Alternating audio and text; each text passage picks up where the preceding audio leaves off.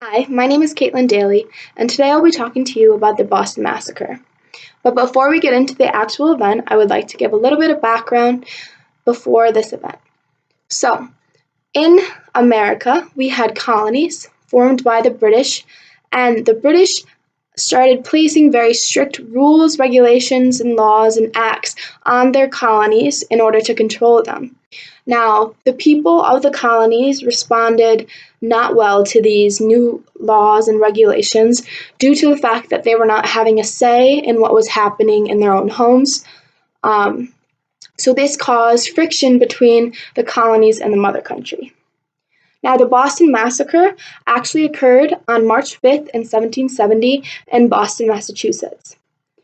This event had 50 citizens, and it also involved a British squad of soldiers.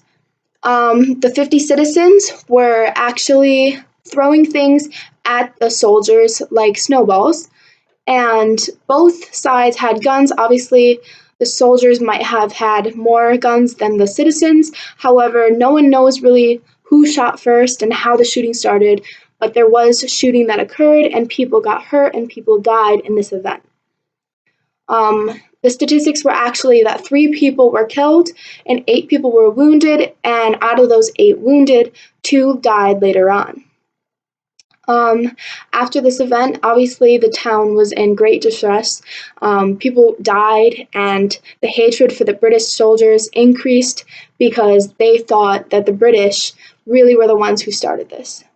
The town called a meeting, and in this meeting, they demanded the removal of the British soldiers.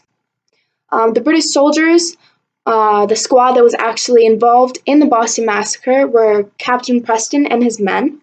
There was a trial held for Captain Preston and his men in the town.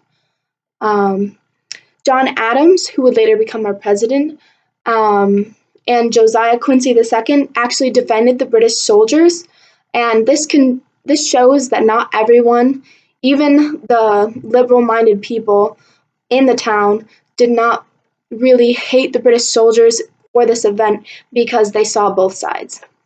However, there was also prosecutors, and those were Samuel Quincy and Robert Treat Paine. The defense actually won, and the soldiers were acquitted and released. Later on, however, 2 soldiers were actually found guilty of manslaughter from this event and were prosecuted. After this event, obviously there was much more tension between the mother country and the colonies, especially more tension in Boston, Massachusetts specifically. The royal governor actually left Boston after this event because he feared for himself and his family, and he thought that the colonists were getting stronger and that their tension and hatred for the British Empire was increasing, and he did not feel safe in Boston. The Bloody Massacre is an engravement that Paul Revere made, and it looks like this.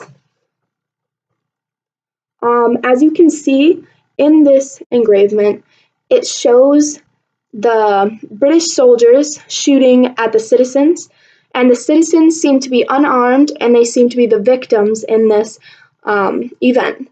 However, as we know, this depiction is not entirely correct because the citizens also had guns and they were also fighting back.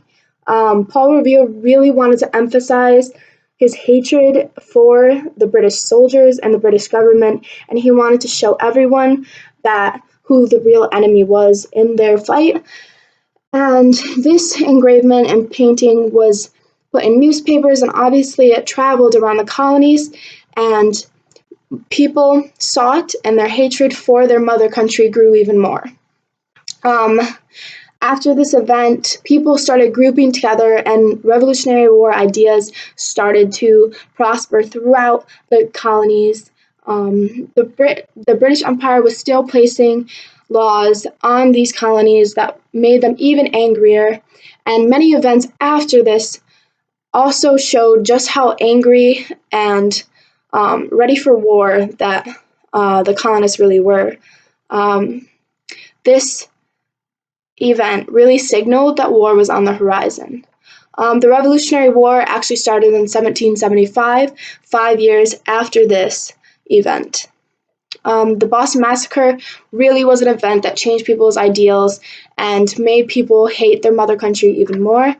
And it was a really big turning point in the colonies because it increased the amount of revolutionary ideas that there were.